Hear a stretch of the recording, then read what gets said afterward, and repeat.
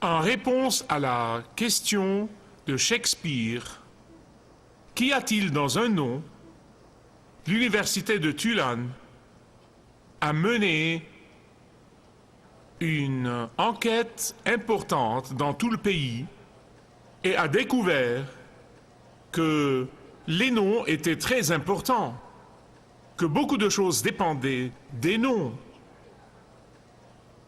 En fait, cette étude approfondie à tous les niveaux a montré que le progrès d'un enfant à l'école peut être affecté par le nom qu'il porte. Mais les chercheurs de l'université de Tulane ont découvert que les enfants dont les noms jouissaient d'une grande popularité étaient, en général, de bons élèves, tandis que ceux dont les noms avaient moins de popularité avaient de mauvaises notes et qu'ils étaient généralement moins ambitieux dans leur carrière.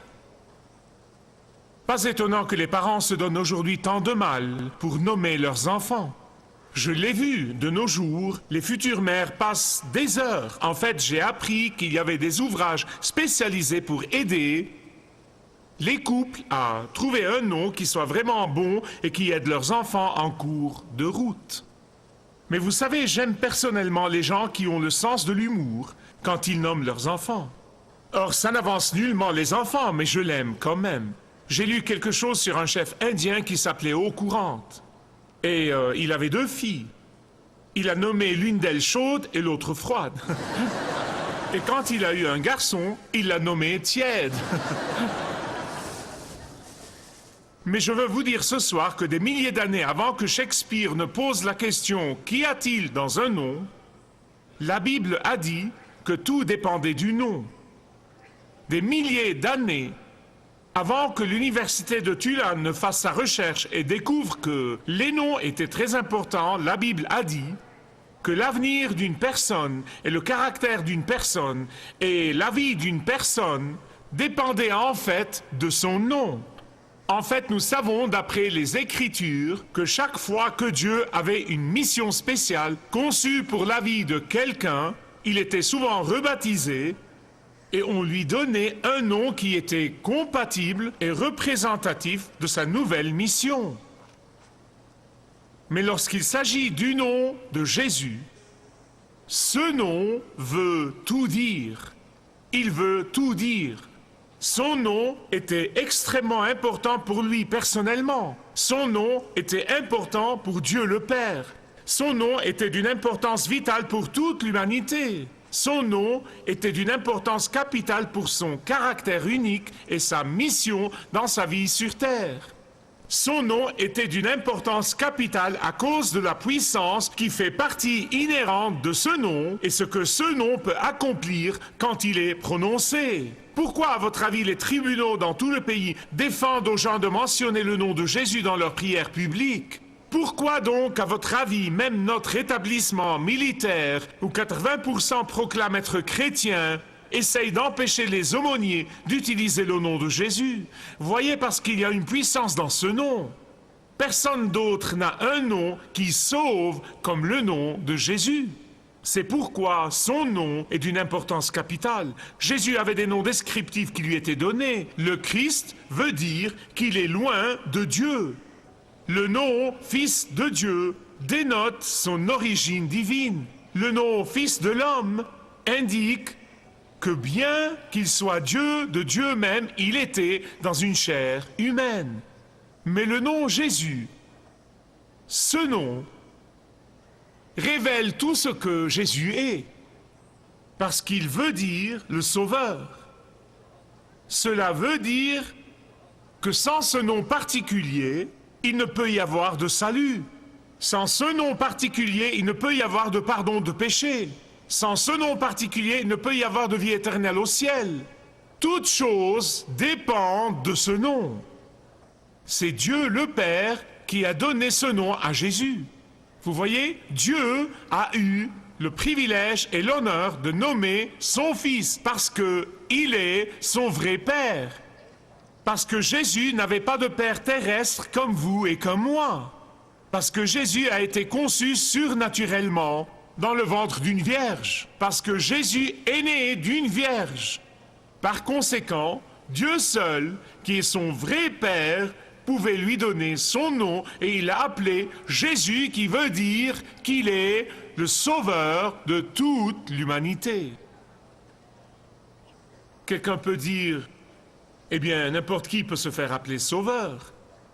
N'importe qui peut se faire appeler Jésus. Non, vous voyez, Dieu le savait. Dieu le savait, il savait que des individus futés quelque part dans les États-Unis d'Amérique 2000 ans plus tard diront ça. Donc il continue, Gabriel continue la vision qu'il a donnée et l'ordre qu'il a donné à Joseph, verset 21 de Matthieu 1, il dit « Parce que c'est lui qui sauvera son peuple de leurs péchés. » Vous voyez, Dieu savait que les gens seraient tentés de l'appeler un sauveur et non pas le sauveur. Dieu savait que les gens seraient tentés, surtout du temps de Jésus, de le voir comme un sauveur de l'oppression romaine. Dieu savait qu'à travers les années, les gens voudraient voir Jésus comme un sauveur des exploitations économiques, que les gens seraient tentés de voir Jésus comme un sauveur des despotes politiques. Dieu savait tout ça. Dieu savait que les gens seraient tentés de le confondre avec tous ces soi-disant fondateurs d'autres religions. Vous voyez, Dieu savait tout ça. Dieu savait que les gens seraient tentés de s'emballer par sa naissance et d'ignorer sa mission, d'ignorer ses commandements, d'ignorer sa vie, d'ignorer ce qu'il est venu nous donner. Dieu savait tout ça. Dieu savait que les gens seraient tentés de célébrer Noël sans Jésus. Il savait tout ça. Et de ce fait, il a défini le nom parce que lui et lui seul sauvera son peuple de leurs péchés. Vous savez, je pensais à tout ce que l'on dit au sujet de Noël et tout le monde a sa propre idée et j'ai pensé à une histoire que j'ai lue il y a des années sur une institutrice à New York qui, après les vacances de Noël, eh bien, ça a dû être il y a très longtemps parce qu'ils les appellent plus comme ça, c'est les vacances de l'hiver à New York. Elle a donc demandé aux élèves, vous savez, dites-moi, ou partagez avec la classe vos traditions, que pensez-vous de Noël? Dites-moi, que faites-vous à Noël? Le premier enfant s'est levé et il a dit, eh bien, nous sommes des Italiens catholiques. Et notre tradition, c'est d'aller à la messe la veille de Noël, puis de rentrer à la maison et de faire un festin, et puis ouvrir nos cadeaux. L'enfant suivant a dit, eh bien, nous sommes protestants, nous allons à l'église la veille de Noël, mais nous n'ouvrons pas nos cadeaux avant le jour de Noël. Et le troisième enfant a dit, nous sommes juifs, mais nous aussi célébrons Noël. Il a dit, en fait, Noël est un grand jour pour nous. Nous nous levons le matin et nous allons au magasin de mon papa. Et nous entrons dans le magasin et nous regardons toutes les étagères vides où il y avait des marchandises. Puis nous allons au coffre-fort et nous commençons à compter l'argent. Et c'est un rituel. Nous comptons l'argent avec soin et nous le remettons dans le coffre-fort. Puis nous nous mettons comme famille en cercle, la main dans la main, et nous chantons « Quel ami nous avons en Jésus !»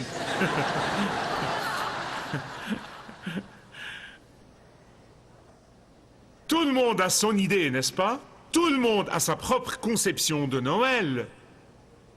Mais il s'agit de savoir que pense Dieu le Père de Noël. Il a dit, tu appelleras son nom Jésus, car c'est lui et lui seul qui sauvera son peuple de leurs péchés. Je parlais il n'y a pas longtemps à un ami, et je lui parlais du péché, je lui parlais du salut. Quelqu'un que je connais depuis des années. Et cet ami m'a arrêté, et il m'a regardé et m'a dit, je ne suis pas pécheur, je n'ai jamais tué personne, je n'ai jamais volé une banque, je ne fais rien de ces méchancetés. De quel péché parles-tu? C'est quoi cette histoire de péché? Je n'ai pas besoin de salut. Le salut est pour les gens méchants qui en ont besoin. Moi, je suis très bien. Épiscopalien de la 5e génération. J'ai dit, je suis content que tu me l'aies dit, car j'ai été ordonné dans cette confession. Et je sais exactement ce que tu penses. Et vous savez, j'ai compris à ce moment-là, comme je lui parlais, je me suis rendu compte que tant de gens dans notre culture, il n'est pas le seul. En fait, la grande majorité de gens dans notre culture croient vraiment qu'ils n'ont pas besoin de salut. S'ils sont de braves hommes, de braves femmes, s'ils vont à l'église, quelques fois par an, ils pensent qu'ils sont bien. Cet homme a dit, je suis né dans une famille de chrétiens pratiquants. Je crois en Dieu.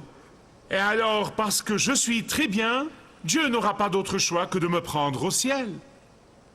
À ce moment-là, je me suis arrêté et j'ai dit, laisse-moi te dire ce que dit la Bible.